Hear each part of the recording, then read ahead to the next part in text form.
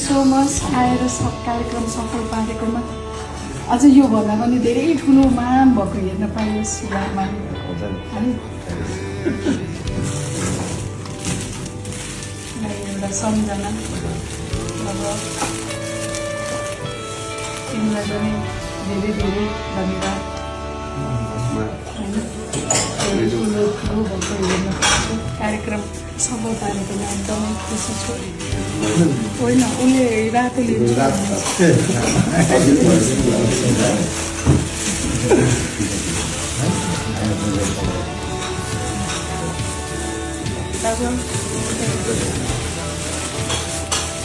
सँगसँगै हिँडेको छु।